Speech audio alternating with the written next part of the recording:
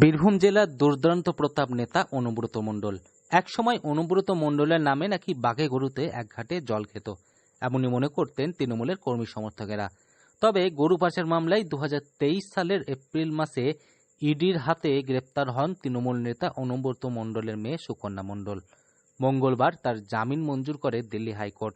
প্রায় 15 মাস পরে জামিন পেলেন তৃণমূল নেতা অনুব্রত মণ্ডলের কন্যা সুকন্যা মণ্ডল। মঙ্গলবার তার জামিন মঞ্জুর করেছে দিল্লি হাইকোর্ট। 10 লক্ষ টাকার ব্যক্তিগত বন্ডে জামিন পান তিনি।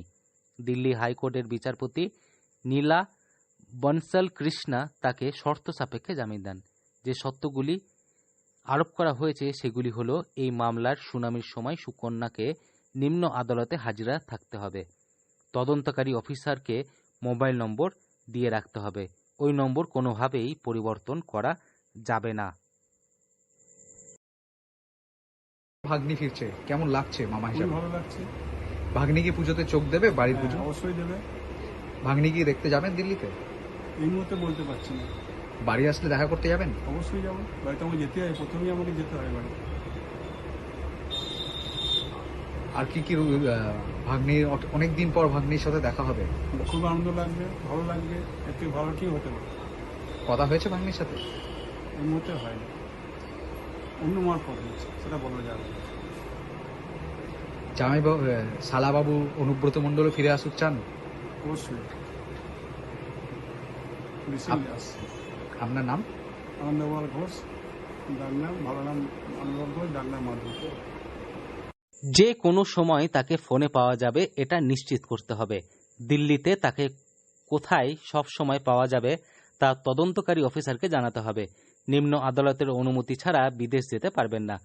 2023 সালের এপ্রিল মাসে ইডির হাতে গ্রেপ্তার হন অনুব্রত কন্যা সুকন্যা। দিল্লিতে তাকে দীর্ঘ জিজ্ঞাসাবাদের পর গ্রেপ্তার করা হয়। ওই একই মামলায় প্রায় 8.5 মাস আগে গ্রেপ্তার হয়েছিলেন সুকন্যার বাবা অনুব্রত মণ্ডল। এবছর পুজোতে কি যোগ দিতে পারবে? হ্যাঁ, পুজো এবছর ওই করবে। পুজোটা তো ওই আর বাবা করতো আর আমার দিদি করতো। দীর্ঘদিন ধরে রুবাই সব জোগাড় জান্তি প্রোগ্রাম সবকিছু অর্গানাইজ করতো। এবছর ও করবে, বাবাও করবে। আনতে কি আনতে যাবেন দিল্লি বা কলকাতা? না, আমরা এই মুহূর্তে আসতে পারছি না। দাদা আর আমার বড়দার চোখ অপারেশন হয়েছে, ছেলে একটু অসুস্থ আছে, আমার ভাইপো। ঠিক আছে, বাড়িতে বোলপুরে বাড়িতে আসলে কি দেখা করতে যাবেন? তো অবশ্যই। অবশ্যই। আপনার নাম? বাপ্পা ঘোষ। তবে সুকন্যা মণ্ডলের বাড়ি ফেরার খবর জানতে পেরেই যেন আত্মহারা হয়ে পড়েছেন তার বড় এবং ছোট মামা।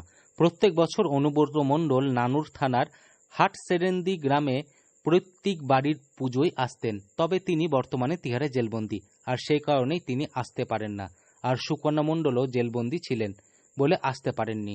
তবে এই বছর পুজোর আগে জামিন পেয়েছেন সুকন্যা মণ্ডল, আর তাতেই খুশির হাওয়া পরিবারের মধ্যে। বীরভূম থেকে সৌভিক রায় রিপোর্ট, লোকাল 18 বাংলা।